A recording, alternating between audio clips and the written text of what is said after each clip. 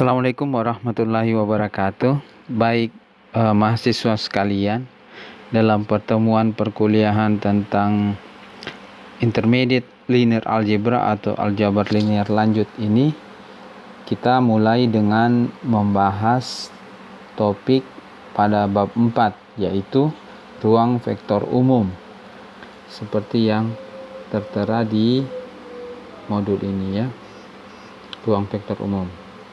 Di dalam modul ini atau buku ini, ruang vektor umum itu mengkaji 11 sub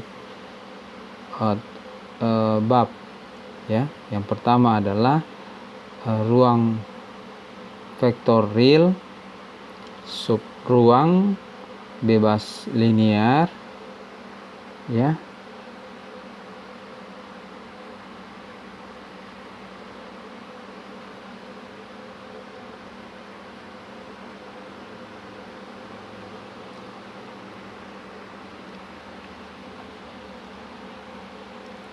Ruang vektor real, subruang, bebas linear, koordinat dan basis, dimensi, perubahan pada basis, ruang baris, ruang kolom dan ruang nol, rank, nulitas, dan ruang matriks fundamental. Kemudian transformasi matriks dasar di R2 dan R3, sifat-sifat transformasi matriks, dan geometri operator matriks di R2. Coba diperhatikan di bagian introduction ini ya. Pada bagian ini dijelaskan atau dideskripsikan bahwa ingat bahwa kita memulai pelajaran kita dengan vektor, melihatnya sebagai ruas garis berarah. Ini ruas garis berarah ya, atau arah. Kemudian kita memperluas ide ini dengan memperkenalkan sistem koordinat persegi panjang atau rectangular coordinate system, yang memungkinkan kita untuk melihat vektor sebagai pasangan berurutan dan tiga bilangan real yang berurutan. Kalau maksudnya pasangan berurutan itu adalah ini x, y, berarti yang order triples of real numbers ini menjadi x, y, z ya. Ini yang dimaksud. Sebagaimana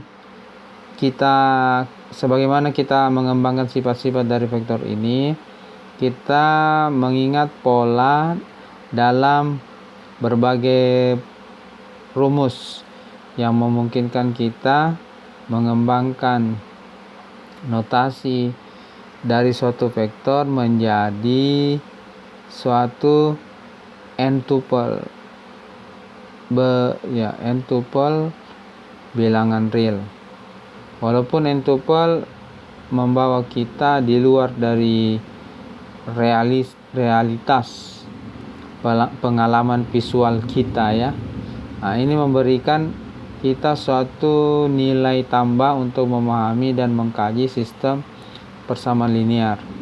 Di bab ini kita akan memperluas konsep dari suatu vektor lagi dengan menggunakan sifat-sifat aljabar yang paling penting dari vektor di Rn sebagai aksioma. Aksioma ini jika dipenuhi oleh suatu himpunan dari objek, akan memungkinkan kita untuk memikirkan objek-objek tersebut sebagai vektor.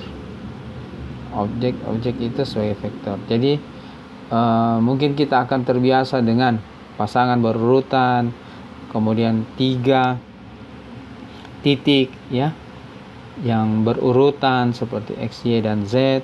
Lalu kemudian nanti ada yang sebanyak n. Sebanyak n itu bisa jadi menjadi x1, x2, x3, dan Xn.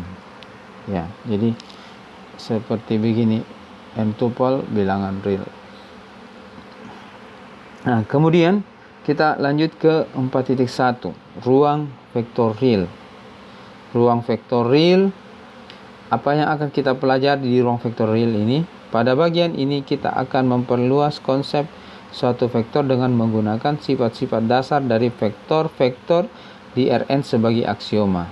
Nah, jika dipenuhi oleh suatu kumpulan objek, menjamin bahwa objek-objek tersebut berlaku sama seperti vektor-vektor yang familiar. Ya.